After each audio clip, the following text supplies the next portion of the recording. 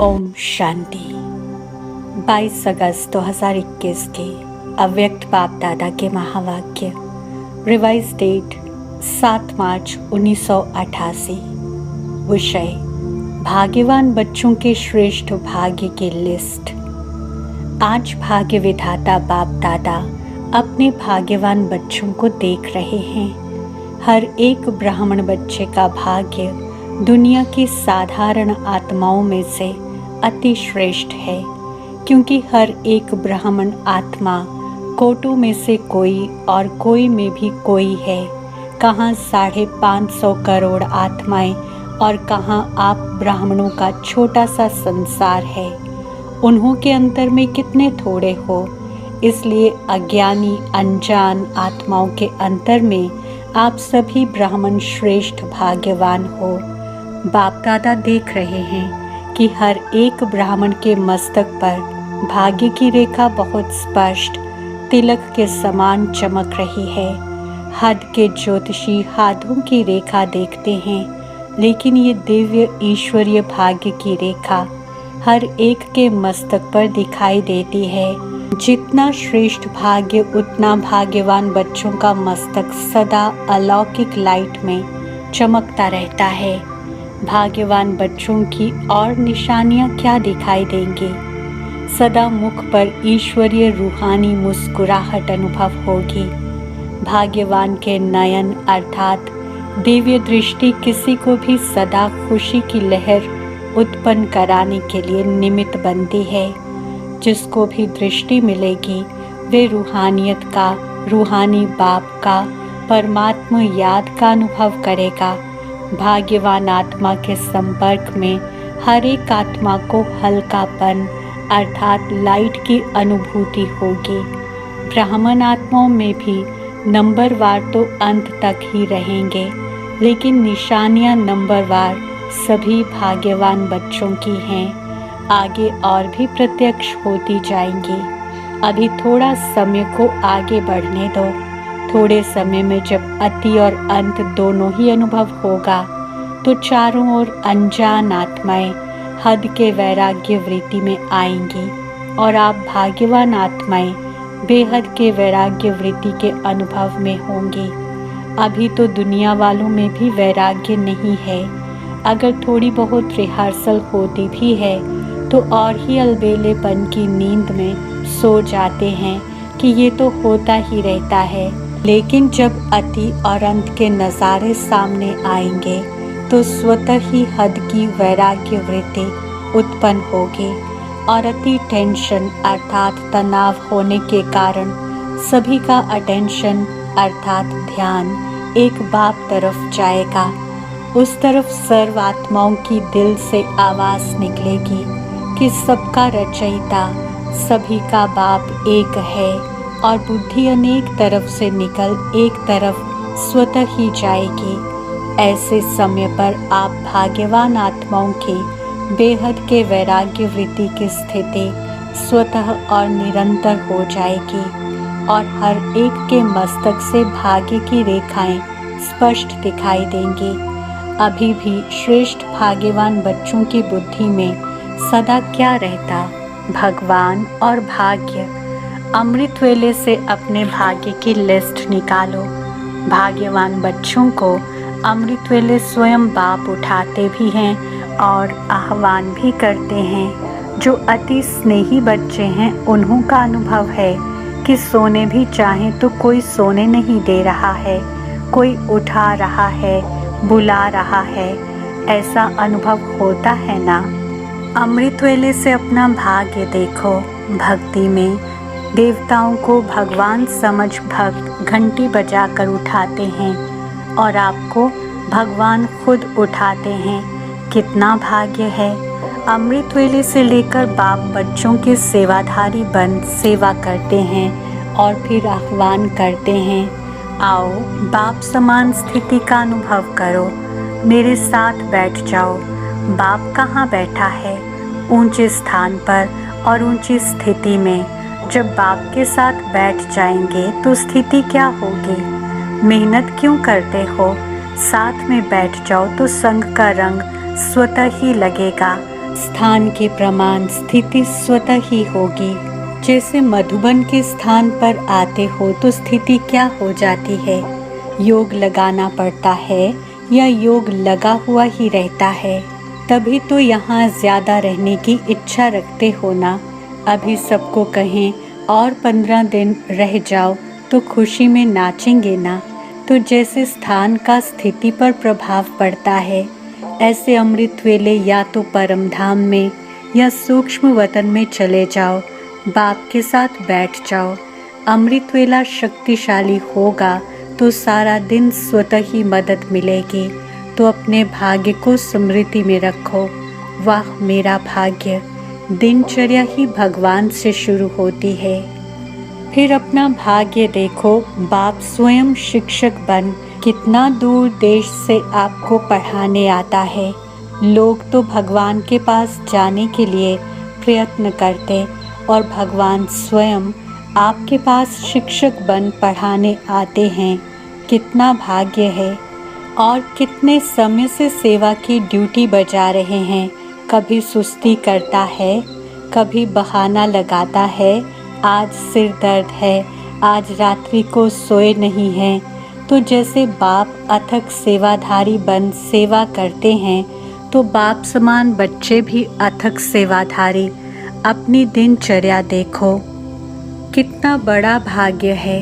बाप सदा स्नेही सिकिलथे बच्चों को कहते हैं, कोई भी सेवा करते हो, चाहे लौकिक चाहे अलौकिक, चाहे परिवार में चाहे सेवा केंद्रों पर, कोई भी कर्म करो, कोई भी ड्यूटी बजाओ, लेकिन सदा ये अनुभव करो कि करावनहार करा रहा है मुझ निमित्त करनहार द्वारा। मैं सेवा करने के लिए निमित्त बना हुआ हूँ। करावनहार करा रहा है। यहाँ भी अकेले नहीं हो। करावनहार के रूप में बाप कर्म करने समय भी साथ है। आप तो सिर्फ निमित्त हो। भगवान विशेष करावनहार है। अकेले करते ही क्यों हो? अकेला मैं करता हूँ ये भान रहता है तो ये मैंपन माया का दरवाज़ा है। फिर कहते हो माया आ गई। जब दरवाज़ा खोला तो माया तो इंतज़ार में है और आपने इंतज़ाम अच्छा कर लिया तो क्यों नहीं आएगी? ये भी अपना भाग्य स्मृति में रखो कि बाप करावनहार हर कर्म में करा रहा है तो बोझ नहीं होगा। बोझ मालिक पर होता है। साथी जो होते उन पर बोझ नहीं होता। मालिक बन जाते हो तो बोझ आ जाता है। मैं बालक हूँ और मालिक बाप है। मालिक मुझ बाप से करा रहा है। बड़े बन जाते हो तो बड़े दुख आ जाते हैं। बालक बनकर मालिक की डायरेक्शन पर करो। कितना बड़ा भाग्य है ये। हर कर्म में बाप जिम्मेवार बन हल्का बनाए उड़ा रहे हैं। होता क्या है, जब कोई समस्या आती है तो कहते हो बाबा अभी आप जानो, और जब समस्या समाप्त हो जाती है तो मस्त हो जाते हो। लेकिन ऐसे करो ही क्यों जो समस्या आवे। करावनहार बाप के डायरेक्शन प्रमाण हर कर्म करते चलो तो कर्म भी श्रेष्ठ, और श्रेष्ठ कर्म का फल सदा खुशी, सदा हल्कापन, फरिश्ता जीवन का अनुभव करते रहेंगे। फरिश्ता कर्म के संबंध में आएगा लेकिन कर्म के बंधन में नहीं बंधेगा। और बाप का संबंध करावनहार का जुटा हुआ है। इसलिए निमित्त भाव में कभी मैंपन का अभिमान नहीं आता है। सदा निर्माण बन निर्माण का कार्य करेंगे तो कितना भाग्य है आपका। और फिर ब्रह्मा भोजन खिलाता कौन है? नाम ही है ब्रह्मा भोजन। ब्रह्म भोजन नहीं, ब्रह्मा भोजन। तो ब्रह्मा यज्ञ का सदा रक्षक है। हर एक यज्ञ वत्स व ब्रह्मा वत्स के लिए ब्रह्मा बाप द्वारा ब्रह्मा भोजन मिलना ही है। लोग तो वैसे ही कहते कि हमको भगवान खिला रहा है। मालूम है नहीं भगवान क्या, लेकिन खिलाता भगवान है। लेकिन ब्राह्मण बच्चों को तो बाप ही खिलाता है। चाहे लौकिक कमाई भी करके पैसे जमा करते, उसी से भोजन मंगाते भी हो, लेकिन पहले अपनी कमाई भी बाप की भंडारी में डालते हो। बाप की भंडारी भोलानाथ का भंडारा बन जाता है। कभी भी इस विधि को भूलना नहीं तो सोचेंगे हम खुद कमाते खुद खाते हैं। वैसे तो ट्रस्टी हो, ट्रस्टी का कुछ नहीं होता है। हम अपनी कमाई से खाते हैं, ये संकल्प भी नहीं उठ सकता। जब ट्रस्टी हैं तो सब बाप के हवाले कर दिया। तेरा हो गया, मेरा नहीं। ट्रस्टी अर्थात तेरा और गृहस्थी अर्थात मेरा। आप कौन हो? गृहस्थी तो नहीं होना। भगवान खिला रहा है, ब्रह्मा भोजन मिल रहा है।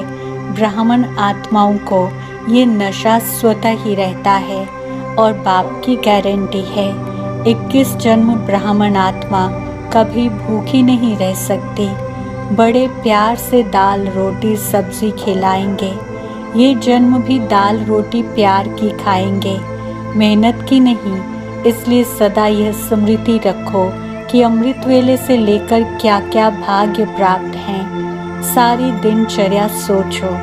सुलाते भी बाप हैं लोरी दे करके। बाप की गोदी में सो जाओ तो थकावट, बीमारी सब भूल जाएगी और आप आराम करेंगे। सिर्फ आह्वान करो आराम, तो आराम आ जाएगी। अकेले सोते हो तो और संकल्प चलते हैं। बाप के साथ याद की गोदी में सो जाओ। मीठे बच्चे, प्यारे बच्चे की लोरी सुनते सुनते सो जाओ। देखो कितना अलौकिक अनुभव होता है। तो अमृत वेले से लेकर रात तक सब भगवान करा रहा है। चलाने वाला चला रहा है, कराने वाला करा रहा है।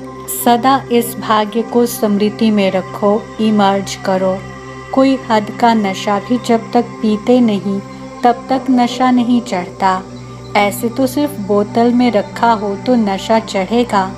ये भी बुद्धि में समाया हुआ तो है, लेकिन इसको यूज़ करो। स्मृति में लाना अर्थात पीना, इमर्ज करना, इसको कहते हैं स्मृति स्वरूप बनो। ऐसे नहीं कहा है कि बुद्धि में समाया हुआ रखो, स्मृति स्वरूप बनो। कितने भाग्यवान हो। रोज अपने भाग्य को स्मृति में रख, समर्थ बनो और उड़ते चलो। समझा क्या करना है। डबल विदेशी हद के नशे के तो अनुभवी हैं। अभी ये बेहद का नशा स्मृति में रखो तो सदा भाग्य की श्रेष्ठ लकीर मस्तक पर चमकती रहेगी, स्पष्ट दिखाई देगी।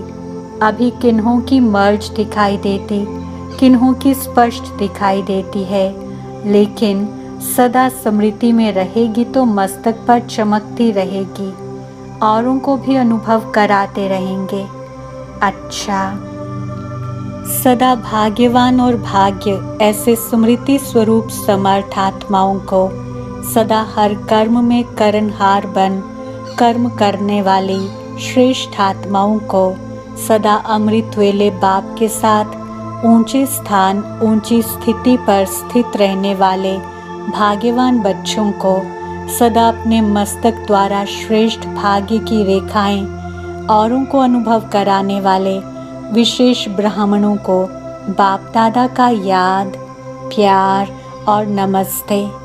ऐसे हम रूहानी बच्चों की रूहानी बाप दादा को याद, प्यार, गुड मॉर्निंग, नमस्ते और शुक्रिया। विदाई के समय दादी जानकी बम्बई तथा कुरुक्षेत्र सेवा पर जाने की छुट्टी ले रही हैं। महारथियों के पाँव में सेवा का चक्र तो है ही। जहाँ जाते हैं वहाँ सेवा के बिना तो कुछ होता नहीं। चाहे किस कारण से भी जाएं, लेकिन सेवा समाई हुई है। हर कदम में सेवा के सिवाय कुछ है ही नहीं। अगर चलते भी हैं तो चलते हुए भी सेवा है। अगर खाना भी खाते हैं किसको बुला के खिला देते हैं, स्नेह से स्वीकार करते हैं, तो ये भी सेवा हो गई। उठते बैठते चलते सेवा ही सेवा, ऐसे सेवाधारी हो। सेवा का चांस मिलना भी भाग्य की निशानी है। बड़े चक्रवर्ती बनना है तो सेवा का चक्र भी बड़ा है। अच्छा वरदान।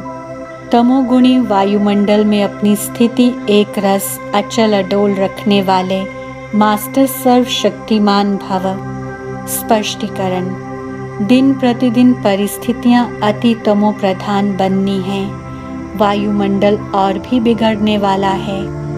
ऐसे वायुमंडल में कमल पुष्प समान न्यारे रहना, अपनी स्थिति सतो प्रधान बनाना, इसके लिए इतनी हिम्मत व शक्ति की आवश्यकता है। जब ये वरदान स्मृति में रहता कि मैं मास्टर सर्वशक्तिमान हूँ, तो चाहे प्रकृति द्वारा, चाहे लौकिक संबंध द्वारा, चाहे दैवी परिवार द्वारा कोई भी परीक्षा आ जाए, उसमें सदा एक रस अचल अडोल रहेंगे। स्लोगन। वरदाता बाप को अपना सच्चा साथी बना लो तो वरदानों से झोली भरी रहेगी। ओम शांति।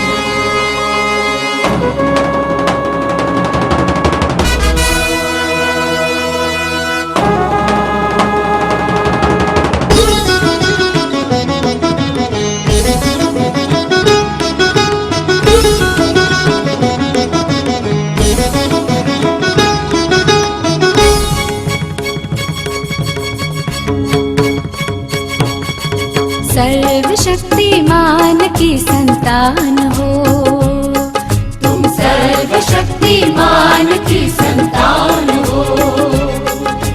कौन कहता है महज इंसान हो, सर्वशक्तिमान की संतान हो, तुम सर्वशक्तिमान की संतान हो।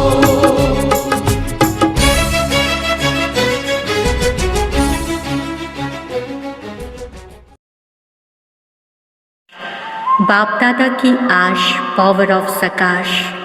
Join power of सकाश right now. हमारा व्हाट्सएप नंबर है 8770659619। नंबर पुनः नोट कीजिए 8770659619। याद रहे यह नंबर केवल मैसेजेस के लिए है। यदि अभी तक आपने इस चैनल को सब्सक्राइब नहीं किया है तो पावर ऑफ सकाश मधुबन के इस चैनल को जल्दी से सब्सक्राइब कर लें और बेल आइकन को भी ज़रूर प्रेस करें ताकि जो भी महारथियों के द्वारा वेबिनार्स, योग भट्ठी या अन्य प्रोग्राम्स हो रहे हैं, आप उनका लाभ घर बैठे उठा सकें।